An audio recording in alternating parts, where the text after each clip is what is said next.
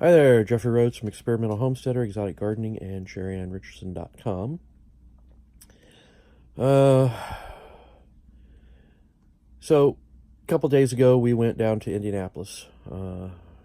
Went to the media travel event.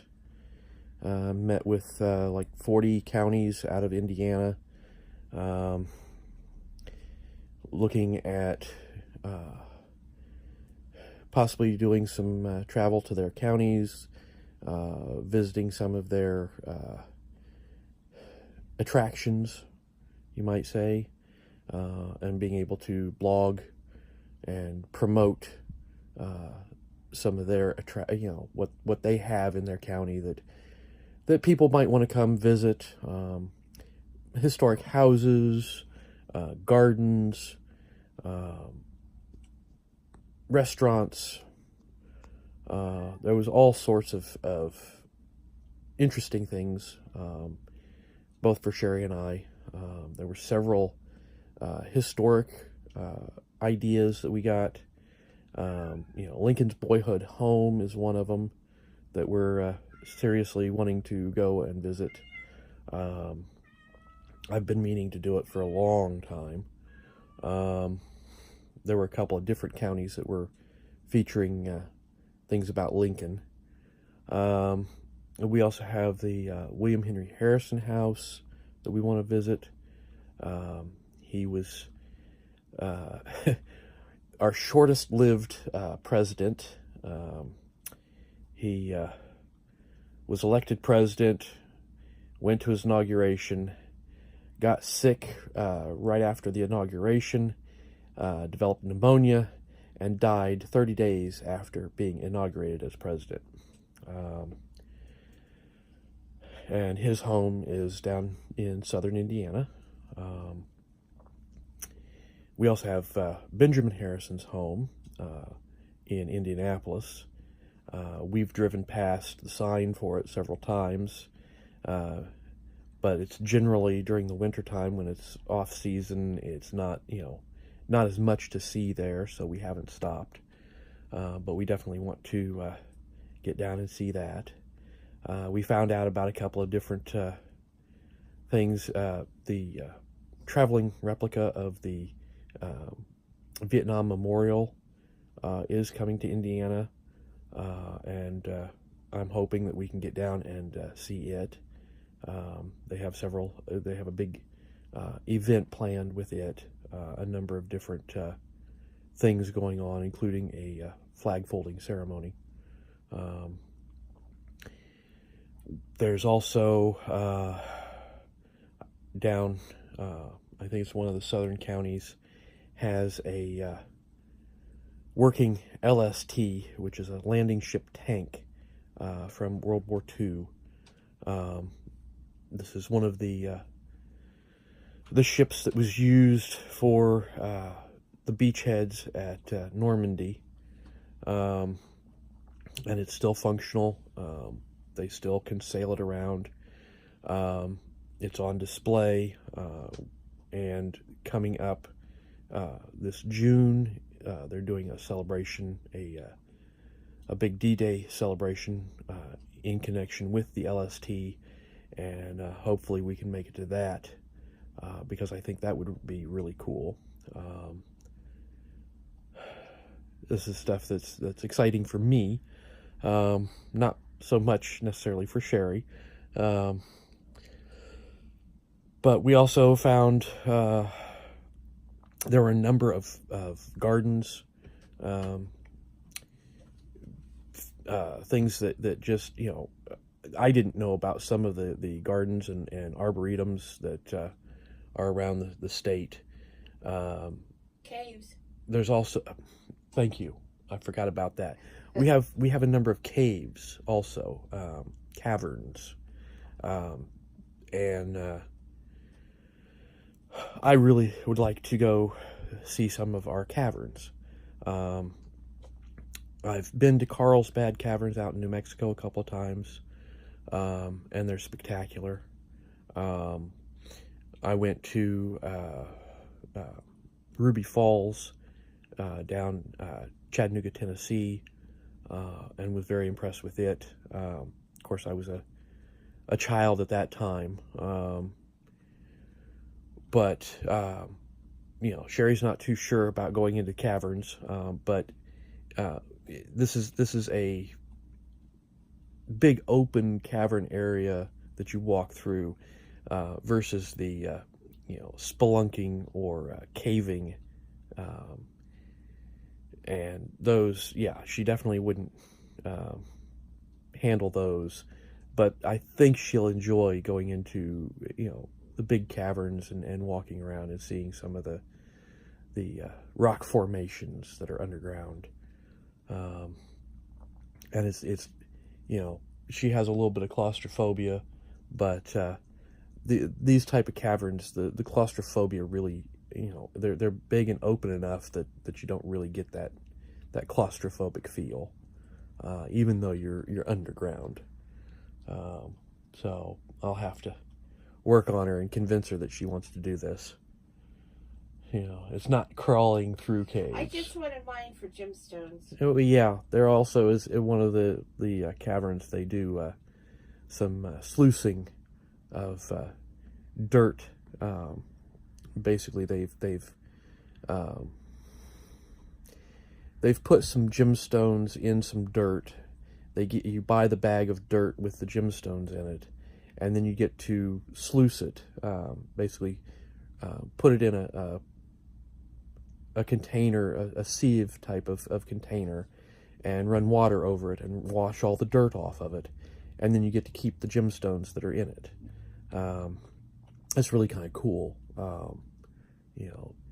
I've seen, I haven't done it in other places, but I've seen it. It's like panning for gold in some places. They set up where you can do a little panning operation. Generally, it's for some pyrite, which is fool's gold. But you get that little bit of experience of what it was like, working, the mines a little bit. It's not actually digging the stuff out of the mines. It would have been the riverbed operations. I was interested in the red skeleton in the military museum too. Yes. We also have a red skeleton museum, and they're doing a big, 50th anniversary? I think so. It's a 50th anniversary of his Pledge of Allegiance speech that he did, basically giving a big explanation. He'd say a few lines, or say like one line of the pledge, and then go into an explanation of what that line meant, or was supposed to mean. And it's a really in-depth explanation of the Pledge of Allegiance. And he gave this at a time when the country was struggling. The Vietnam War was going on. There was a lot of protest. There was just, a real struggle in this country to understand what this country was all about. And he did this really nice, Pledge of Allegiance and explanation. And it's coming up on the 50th anniversary of that Pledge of Allegiance that he did. And they've got a big event planned. They've got a red skeleton impersonator coming in to do this. And the woman we were talking to said that Red Skeleton's wife says, this guy is so good. He really just, makes her think that he is red. And there's also a military museum that's part of the overall, and it's getting ready to open. It looked like it had a massive.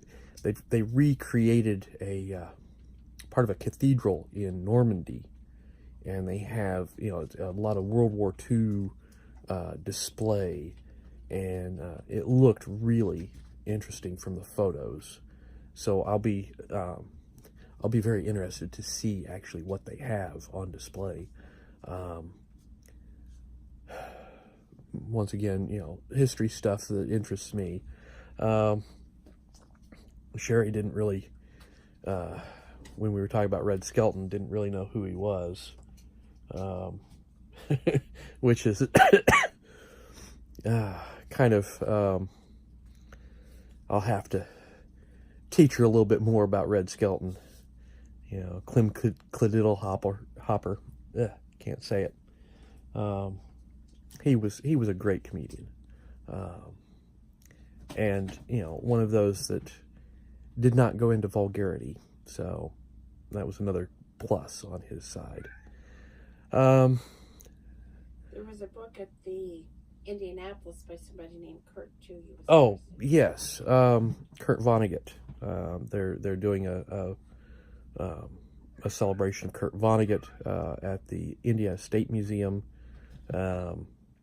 He's one of our Hoosier authors, Hoosier natives.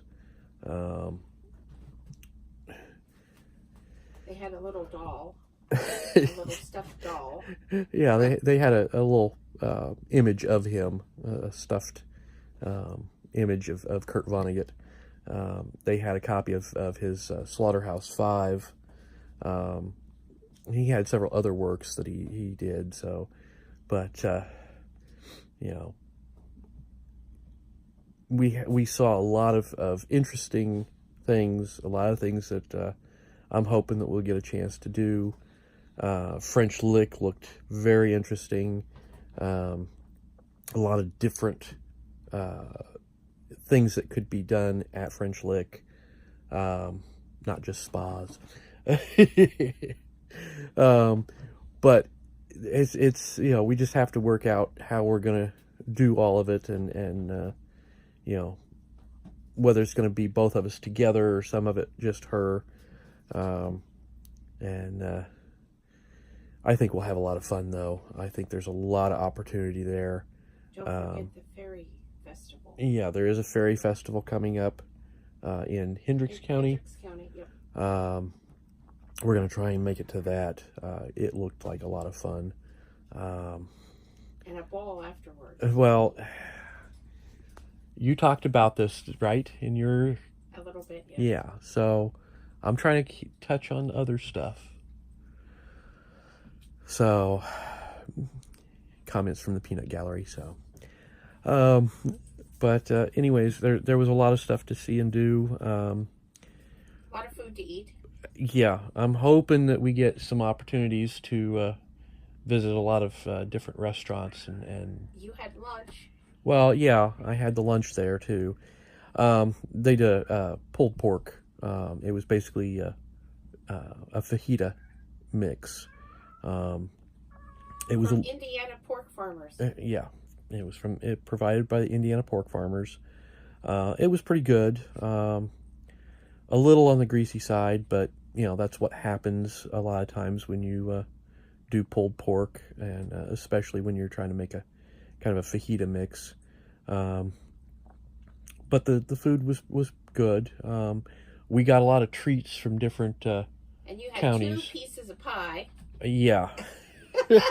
I went back for a second piece of pie, the one booth. The first one was a homemade sugar cream pie, which was just phenomenal. And then I went back for a piece of the Dutch apple pie, which was also very good.